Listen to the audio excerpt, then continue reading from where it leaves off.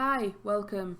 I thought today I'd share my birth story with you guys. So Lily was born on the 27th of August 2016 and she weighed £9.8 and she was delivered through C-section. So previously before that, I'd had my 36-week scan and she was estimating about £6. And then when I got my 38-week scan, which I had more scans because I'm a type 2 diabetic. So they basically said to me, we don't want you to go any further. I was going to be induced anyway, being a diabetic, because they do just induce you when you're diabetic, really, because it's a lot of stress on your body, really. So but they were like, when she was registering at £10, they were like, she's gone from £6 to £10 in 2 weeks. That's insane. It was quite funny actually, because when you're diabetic, you have an appointment every 2 weeks when you're pregnant, just to make sure that just to be able to adjust your insulin levels and everything like that.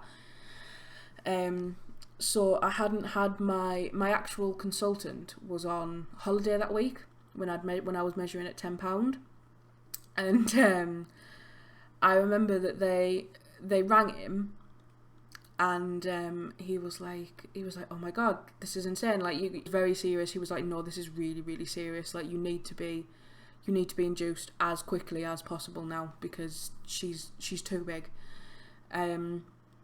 So I said, well, can we wait a couple of days, because I didn't even have my hospital bag packed at this point. I was so unprepared, because I thought I had so much time.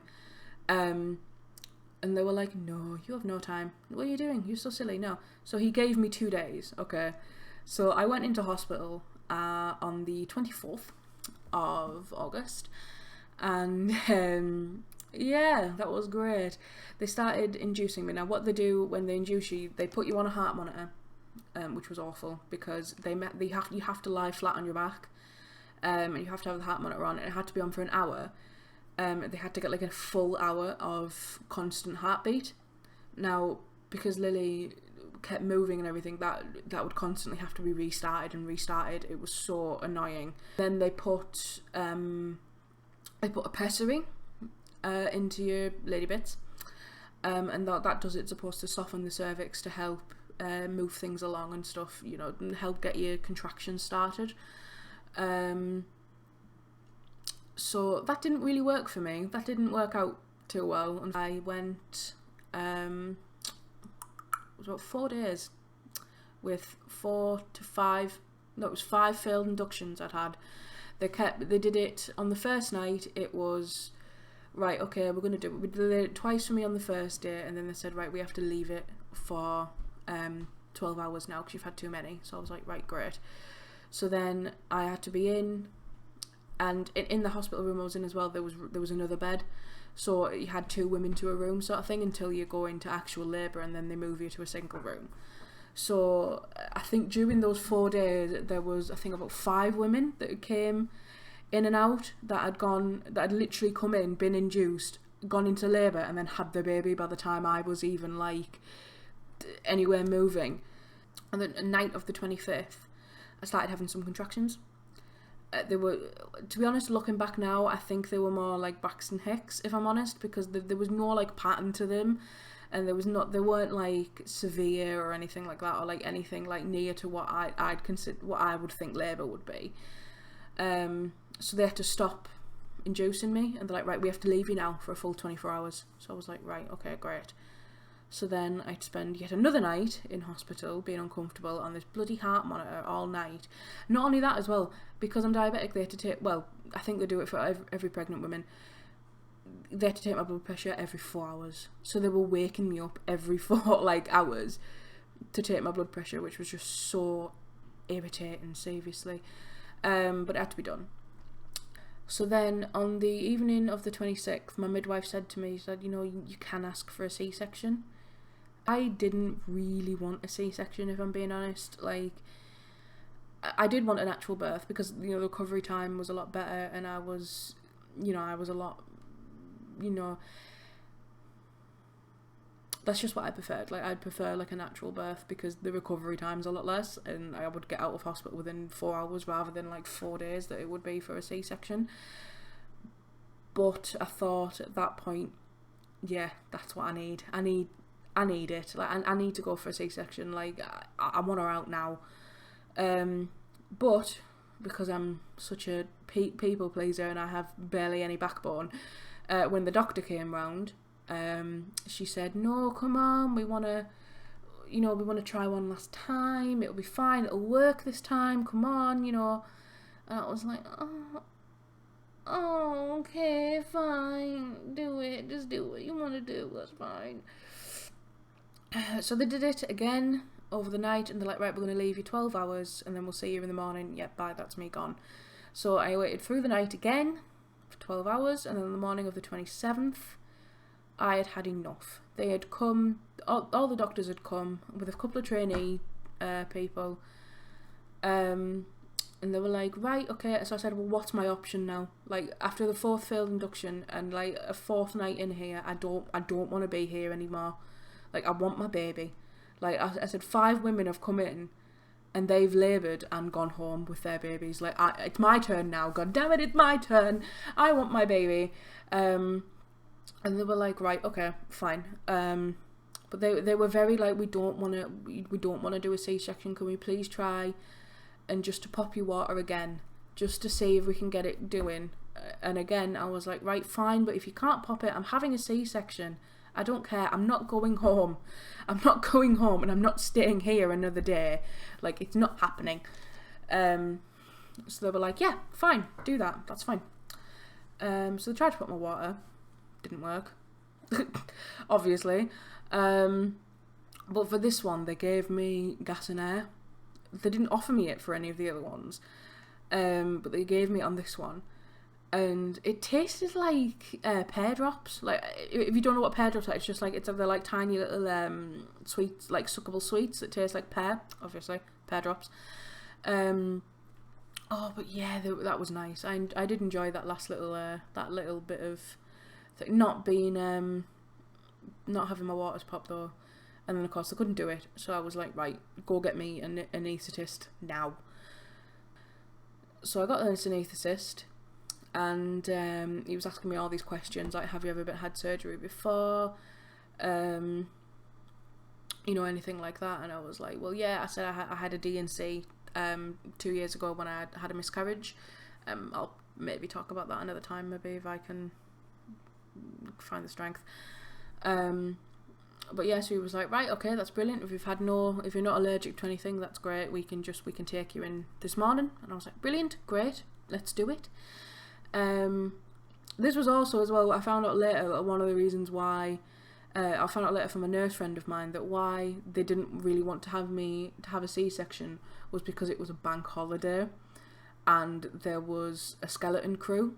So the C-sections were only really supposed to be for like emergencies. So I found that out a little bit later, so I was quite happy that they did actually give me a C-section, and the reason why was because they didn't have any other women at that time labouring, so there wasn't any chance of anyone needing an emergency C-section at my like slot. So they get me all undressed into the gown. They get Christian his gown and everything, his like scrubs, and they tell him to wait while they walk me down. And that was the worst 10 minutes of my life, walking to this bloody operating room. And then I walk in to this operating room with my midwife that I had, and it was full of people, and I mean full, right? The guy before, I don't know why I was so surprised, because the guy before, the surgeon who was actually going to be like cutting me open, he said, "Oh, do you mind? We've got a couple of trainee staff. Do you mind if they sort of sit in on your C-section at all?" And I was like, "Oh, no. He said, it's just a few. And I was like, "All right, okay, that's fine, yeah." So I walk into this room and it's full of people with notepads. I was like, "Oh, great, yay, you all get to stare at my vagina and me getting cut open. Oh, and me getting stabbed with needles, that's great." Okay, so So then they put me up on the operating table and they said, right, we're going to, they put me in all these cannulas and everything like that. And they put me, I had a cannula in my arm, I had a cannula in my hand, on this arm, and then on this arm I had a blood pressure cuff. So I had to sit forward like that, and they go for in your spine to do the epidural. And they were like, right, okay, we're gonna, and then they put this gel on it to like numb it and stuff, and they were like, right, okay, we're gonna go in now, do not move. So I sort of said, why? And they're like, because if you move and we hit the wrong nerve, we could paralyse you. So I was like, oh, thanks for telling me that now. And honestly, it felt like I was in a warm bath, but all the way up to like, I think it was just below like my chest here. So that's what it felt like. It felt like I was all, and then I had to have, because I had my blood pressure cuff here, I was also getting, the cannula in my hand was for if I needed to be put to sleep, and then there was a cannula in my hand as well that was giving me a constant insulin drip. So I had to be spread eagle like this, like that, chilling on the bed. I had to be spread eagle, which was great. So then they started cutting me open and everything, and then after about 15 minutes, I think, Christian came in, shitting himself, the poor man. I'd never seen him that, like, nervous in his entire life, but I suppose that was awful for him to, like, see. So I sort of turned to him like this, and I'm like, just tell me anything, like, just talk to me about something, please, because I was so nervous as well. And he's like, what do you want me to talk to you about? And I said, cars, anything that pops to your head. So he started telling me about these bloody cars that he likes and blah, blah, blah, blah. And I'm like, oh, great, you know, this is brilliant sort of thing. And then about 20 minutes later, I think it was something like that, she was born. And it was the most magical moment of my life, and I don't remember a lot of it because I was they drug you up quite a lot, and I don't remember a lot of it, but I remember seeing her, and I remember seeing Christian's face, and I remember just this like glow on his face. I remember Christian looking at me saying, and I didn't think I could love you more than what I did. And that was a really nice moment. And then you get wheeled off to delivery, and they took my insulin drip out, so I could properly itch my face, and it was horrible. It was so itchy. It was awful.